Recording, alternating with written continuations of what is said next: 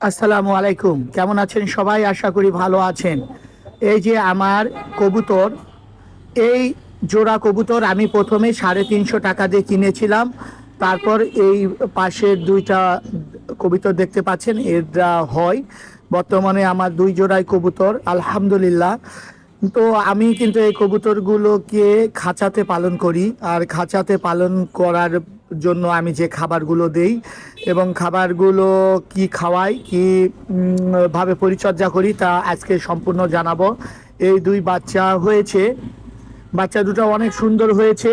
আমি প্রথমেই বলে নেই, এগুলো কিন্তু দেশি কবুতর, এগুলো কিন্তু বিদেশি কবুতর না।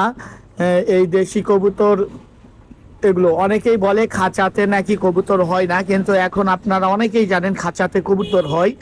আমি নিজেই পালছি। আমি 350 টাকা দিয়ে যে জোড়াটা কিনছিলাম, সেই জোড়াটা কিনে আনার 15-16 দিন পর তারা আমার খাঁচাতে ডিম দেয় এবং ডিম থেকে 21 দিনের মধ্যেই বাচ্চা বের হয়। 19 দিন, ডিম দেওয়ার দিন থেকে 21 দিন।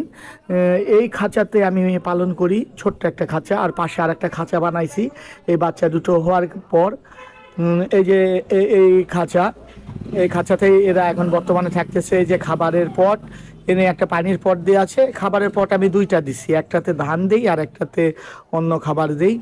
আর এরা বর্তমানে কিন্তু আমার বাড়ির উঠানেই ঘোরাফেরা করতেছে। নতুন বাচ্চাগুলোর পাখা আমি কেটে দিয়েছি এই কারণে যে নতুন বাচ্চা আমার বেশি কবুতর নেই, তারা যদি উড়ে যায়, উড়ে যেতে পারে, আর উড়ে গেলে আর ফিরে নাও আসতে পারে। কারণ বেশি কবুতর থাকলে এমনটা হয় না, যার কারণে আমি কিন্তু পাখা কেটে দিয়েছি। তো আপনারা পাখা কাটবেন না যদি পর্যাপ্ত জায়গা থাকে, বেশি কবুতর থাকে। আর যদি অল্প কবুতর থাকে, বাড়ির উঠানে যদি ছেড়ে দিতে চান, ঘুরে বেড়াবে, কোথাও যাবে না, তাহলে একটু পাখা কেটে দেয়। অনেকেই পাখা টেপ করে দেয়, আমি কেটেই দিলাম, টেপ করে দেইনি, কারণ টেপ করে দেওয়া আছে আমার কাছে কেটে দেওয়াই বেটার মনে হয়েছে।